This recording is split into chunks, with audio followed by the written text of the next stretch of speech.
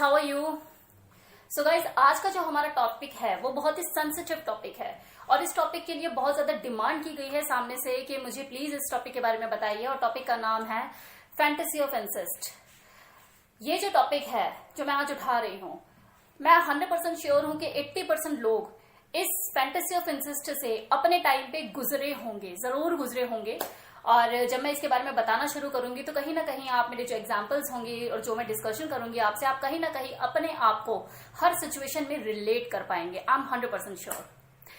तो हम इसमें बात करेंगे what is the meaning of fantasy of incest और इसके पीछे रीजन क्या होता है और लोग इससे क्यों प्रभावित हो जाते हैं, आप इससे छुटकारा कैसे पा सकते हैं, अपनी लाइफ में इन सब चीजों से कैसे निकल सकते हैं, इसी के बारे में हमारी बातचीत होगी और बहुत कुछ आपको जानने का मौका मिलेगा। बहुत ही इन्फॉर्मेटिव वीडियो रहेगी, तो लास्ट तक बने रहिएगा।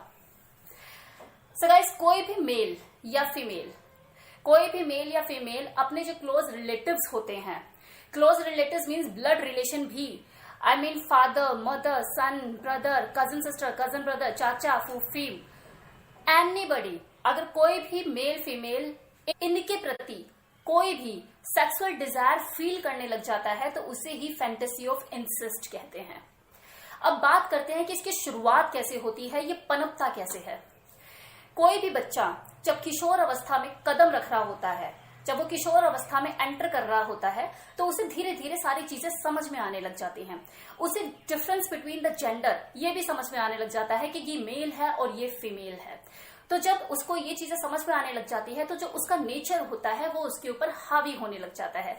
यानी कि जो नेचर होता है उसका, वो उसे बताता है कि भाई देख, तू है मेल और सामने वाला है फीमेल। तो जब उसे इन चीजों को समझ में आने लग जाता है तो उसका जो अट्रैक्शन होता है ऑटोमेटिकली अपोजिट सेक्स की तरफ बढ़ने लग जाता है। और यही सेम चीज फीमेल के साथ होती है। जब फीमेल को भी यही फीलिंग आती है और जब उसका नेचर उसके ऊपर हावी होता है तो उसे समझ में आ जाता है कि भाई सामने वाला मेल है और मैं फीमेल हूं, और उसका अपोजिट सेक्स की तरफ अट्रैक्शन बढ़ने लग जाता है। तो ये बहुत ही नेचुरल प्रोसेस है। ऐसे में क्या होता है, जो लोग एक दूसरे को इतने टाइम से भाई बहन ही की नजर से ही देख रहे थे, एकदम से उनका जो नजरिया होता है एक दूसरे को देखने का बदलना शुरू हो जाता है। अब वो एक दूसरे को बहन भाई नहीं, लड़का और लड़की के नजरिए से देखने लग जाते हैं। सडनली क्या होता है कि उनके आसपास जो क्लोज रिलेटिव्स होते हैं वो उनमें से एज पर देयर चॉइस कि उन्हें क्या पसंद है, किसी न किसी एक रिलेटिव को जो उनके साथ कंफर्टेबल हो और उनके बहुत क्लोज हो और हमेशा अवेलेबल रहे, उसको वो सेलेक्ट कर लेते हैं और उसके साथ ज्यादा टाइम बिताना शुरू कर देते हैं, उसकी तरफ वो अट्रैक्ट होना शुरू कर देते हैं। मेल में जो इंसेस्ट फीलिंग है कंपैरिजन ऑफ फीमेल ज्यादा पाई जाती है। रीजन बिहाइंड इट, फीमेल जो होती है उसके अंदर बाय नेचर कंट्रोल पावर ज्यादा होती है। जब उसे समझ में आ जाती है ये चीजें ठीक नहीं है तो वो अपने ऊपर कंट्रोल कर लेती है जल्दी और इन चीजों में ज्यादा पड़ती नहीं है। लेकिन मेल क्योंकि स्वतंत्र विचारों का होता है, हमारी जो सोसाइटी है वो डिजाइन भी कुछ इस तरह से की गई है कि वो मेल को बढ़ावा देती है हर चीज के लिए कि कोई बात नहीं भैया, लड़का है, कोई दिक्कत नहीं, हो जाता है। तो ये चीजें उसकी जो स्वतंत्र प्रवृत्ति होती है, हर विचार मतलब जो खुला दिमाग जो होता है उसको और बढ़ावा देती है, उसकी इमेजिनेशन और खुल जाती है चीजों को लेके और वो इन चीजों में ज्यादा इन्वॉल्व होने लग जाता है। अब जो दूसरा रीजन होता है, वो दूसरा रीजन क्या होता है जिसमें जो गलती होती है वो हम बड़े लोग भी करते हैं। जैसे क्या होता है कि जो पेरेंट्स होते हैं, जो बड़े होते हैं, वो अपने बच्चे को बच्चा ही समझ रहे होते हैं। अब भले आपका बच्चा आपके लिए बच्चा ही है, लेकिन कुदरत तो उसे बड़ा करके छोड़ेगी ही, उसे आप नहीं रोक सकते। तो ऐसे में क्या होता है, बच्चा तो धीरे धीरे बड़ा हो ही रहा होता है, उसे चीजें समझ में आ रही हो। अब मदर है या सिस्टर है, वो अपने भाई के सामने, अपने बेटे के सामने ही कपड़े भी चेंज कर लेती है, ये सोच के कि मेरा भाई जो है वो तो अभी छोटा है या मेरा बेटा जो है वो तो अभी छोटा ही है। अब होता क्या है कि बच्चा तो बड़ा हो ही रहा है लेकिन उनकी नजर में वो छोटा है। तो ऐसे में क्या होता है, क्योंकि उसके अंदर क्यूरियोसिटी बढ़ती है कि अरे मैंने ये क्या देख लिया, तो जो उसके अंदर क्यूरियोसिटी होती है वो एकदम से बढ़ती है और बम की तरह फटती है और वो क्या होता है, उसका अट्रैक्शन और ज्यादा बढ़ जाता है। वो क्यूरियस हो जाता है चीजों को जानने के लिए क्योंकि वो चीजें देख रहा होता है और उसका दिमाग काम करना शुरू कर देता है और वो धीरे धीरे अपने रिलेटिव में से ही किसी को ढूंढने लग जाता है और उसकी तरफ अट्रैक्ट हो जाता है जो उसके पास 24 घंटे अवेलेबल रहे और वो उससे इस चीजों को जान सके। तो उसका अट्रैक्शन उसकी तरफ बढ़ने लग जाता है। लड़कियों के लिए जो लड़कियां होती है उनके लिए पहला प्यार उनके पापा होते हैं और जो लड़का होता है उसके लिए पहला प्यार उनकी मम्मा होती है। जब बॉडी में हार्मोनल चेंजेस आना शुरू होते हैं किशोर अवस्था में तो वो सबसे पहले अपने मम्मा और अपने पापा की तरफ ही अट्रैक्ट हो जाते हैं और ये बहुत नॉर्मल है। तो जब ये चीजें हो रही होती हैं तो उनके दिमाग में सिर्फ एक ही चीज होती है कि मेरे पापा मुझे सबसे ज्यादा प्यार करते हैं या फिर मेरी मम्मा मुझे सबसे ज्यादा प्यार करती है, तो वो उन्हीं की तरफ अट्रैक्ट होना शुरू हो जाते हैं। ये 80% लोगों के साथ होता है, 80% लोग इससे अफेक्टेड होते हैं। ये बहुत नेचुरल सा प्रोसेस है। अब क्या होते हैं, दुनिया में दो तरह के लोग पाए जाते हैं। एक होते हैं मेंटली बहुत ज्यादा स्ट्रांग होते हैं और दूसरे होते हैं जो मेंटली बहुत ज्यादा वीक होते हैं। अब यहाँ पे मेरा वीक कहने का मतलब आप समझना इस चीज को, मेरा वीक कहने का मतलब क्या है। वीक मतलब जिनमें सेक्स कुछ ज्यादा ही भरा हुआ होता है। देखो हम सभी जो लोग हैं ना, वो ऊपर वाले की बनाई हुई कुदरत का हिस्सा है, और वो जो ऊपर वाला है वो हर इंसान को एक अलग अलग गिफ्ट देकर भेजता है। किसी को वो आर्ट ज्यादा दे देता है तो किसी को सेक्स ज्यादा भर देता है। तो जो इंसान जिसमें वो सेक्स ज्यादा भर देता है वो इस चीज को कैरी ऑन करता चला जाता है। वो अपनी किशोर अवस्था से युवा अवस्था में भी कदम रख देता है, लेकिन वो इन चीजों से निकल नहीं पाता क्योंकि उसके अंदर सेक्स कुछ ज्यादा भरा हुआ है और वो मेंटली, समझ रहे हैं आप इस चीज को, मेंटली वीक फील कर रहा है।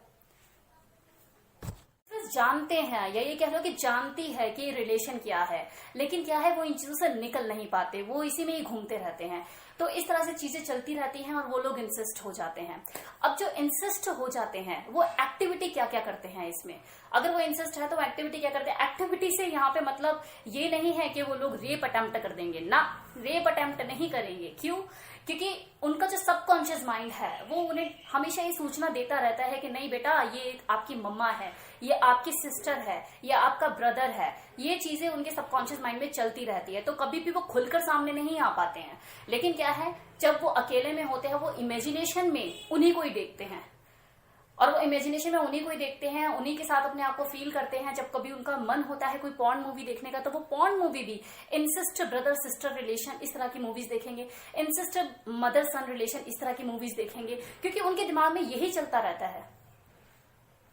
बाहर निकलना चाहते हैं तो सबसे पहले आपको अपने माइंड को स्ट्रांग करना पड़ेगा और आपको इन चीजों को अवॉइड करना शुरू करना पड़ेगा। सपोज एक बरगद का पौधा है, राइट, एक बरगद का पौधा है और आपने उसकी जड़ों को खोद दिया, और खोदने के बाद वहां पे मट्ठा डाल दिया, तो कुछ दिनों बाद वहां पे चींटियां आएंगी और उसकी जड़ों को खोखला कर देंगी, और कुछ दिनों बाद वो जो पौधा है वो धीरे धीरे सूख जाएगा, मर जाएगा।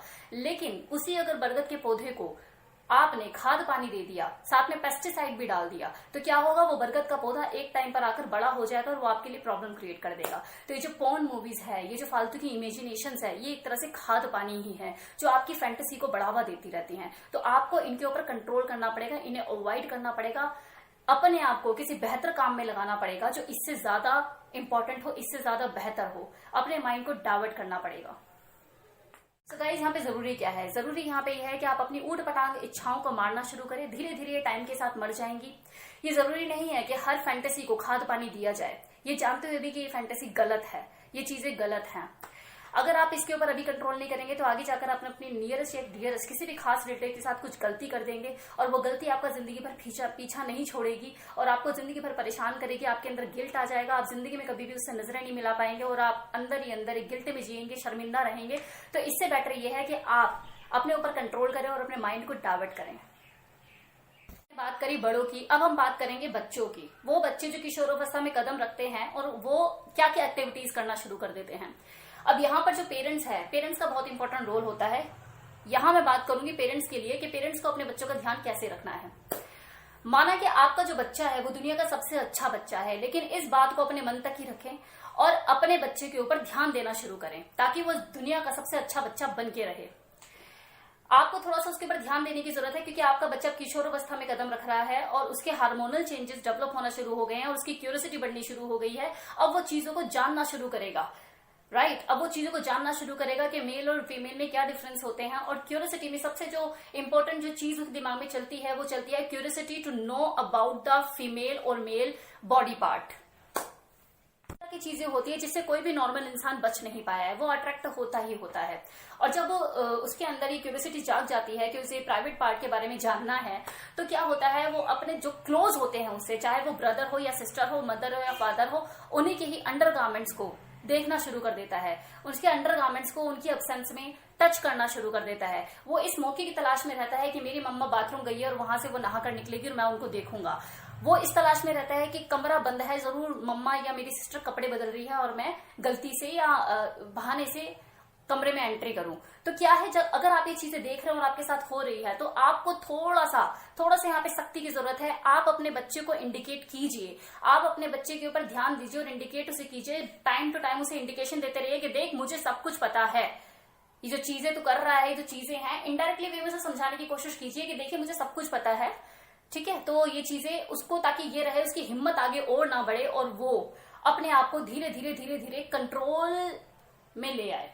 अगर आप ऐसा नहीं करेंगे तो आप उसको इस चक्कर में कि मेरा बच्चा है, मेरा लाडला है, मेरा बच्चा है, मेरी बच्ची है, अभी तो लाडली है, अभी तो छोटी है, आप उसकी फैंटेसी को बढ़ावा दे रहे हैं। अभी मैंने बात करी किशोर अवस्था की बच्चों की कि वो कैसे इंसिस्ट हो जाते हैं। मैंने बात करी युवा अवस्था के बच्चों की, जो युवा अवस्था के जो लड़के होते हैं वो कैसे अफेक्टेड हो जाते हैं और उन्हें क्या करना चाहिए। अब मैं बात करूंगी उस एज ग्रुप की जो 35 से 40 के बीच में आते हैं, 50 साल के बीच में आते हैं और वो इंसिस्ट हो जाते हैं अपने ही घर में अपनी ही बच्चियों की तरफ।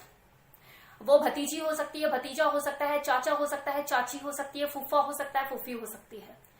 तो ये जो इंसिस्ट फीलिंग होती है वो किसी एज की मोहताज नहीं होती, वो किसी भी एज ग्रुप के लोगों को इफेक्ट कर सकती है। लेकिन इसमें जो 35 या 40 या 45 साल के जो एज ग्रुप के लोग होते हैं ना, अगर उनको इंसिस्ट फीलिंग आ जाए अपने से छोटे के लिए, और वो उसकी भतीजी हो या भांजा हो या भतीजा हो, तो कुछ जगह पे इसका बहुत बड़ा नुकसान भुगतना पड़ता है और जिंदगी तबाह तक हो जाती है लोगों की। कैसे, मैं आपको ये यहाँ पे चीज समझाना चाहूंगी, आप इसे ध्यान दीजिएगा और ध्यान से सुनिएगा। कि किशोर अवस्था में तो आप हो, तो जाहिर सी बात, आप किशोर अवस्था में हो तो आप लड़कपन की हरकतें करोगे, राइट। कुछ ना कुछ आपसे गलतियां होंगी, लेकिन उसमें क्या होता है, वो मौके की तलाश में होता है और वो देखता है कि कहाँ गलती करे और वो अपने नंबर बनाने की कोशिश करता है आपके फादर और मदर के सामने, आपके क्लोज रिलेटिव्स के सामने, कि देखो ये ऐसे बिगड़ रही थी, मैंने इसे यहां से संभाला, देखो ये ऐसे गलत कर रही थी, मैंने यहां से संभाला। और जब वो पूरा एक अच्छा, कहते हैं ना, उसका इमेज एक बहुत ही अच्छे इंसान की तरह डेवलप हो जाता है और एक बहुत ही एक अच्छा पर्सन वो अपनी इमेज बना लेता है आपके मम्मी पापा और आपके फैमिली मेंबर के सामने, तो जब वो अपना ट्रम्प कार्ड खेलता है उसके साथ कुछ गलत करने की कोशिश करता है, तो क्या होता है, उंगलियां किसके ऊपर उठती है, उसी किशोर अवस्था लड़के या लड़की के ऊपर, क्योंकि वो तो अपनी इमेज बना के बैठा हुआ है। अब ऐसे में क्या होगा, वो खुद भी कंफ्यूज हो जाता है या खुद भी कंफ्यूज हो जाती है, यार जो मेरे साथ गलत कर रहा है ये तो मेरे को बचाने के, उसने तो मुझे हमेशा बचाया है, या आज ऐसा कैसे ये चीजें कर रहा है, उसका इतना माइंड डेवलप नहीं होता। और धीरे धीरे जब वो अपनी सिचुएशन को अपने पेरेंट्स को भी बताने की कोशिश करती है, तो क्योंकि पेरेंट्स के सामने तो आपके बच्चे की, आपकी खुद की इमेज पहले से ही डाउन है और वो पहले से नंबर बना के बैठा है, तो उसमें क्या होता है कि जो पेरेंट्स होते हैं आपको ही गलत लेके जाते हैं कि नहीं, जो बचाने वाला है वो कैसे गलत हो सकता है।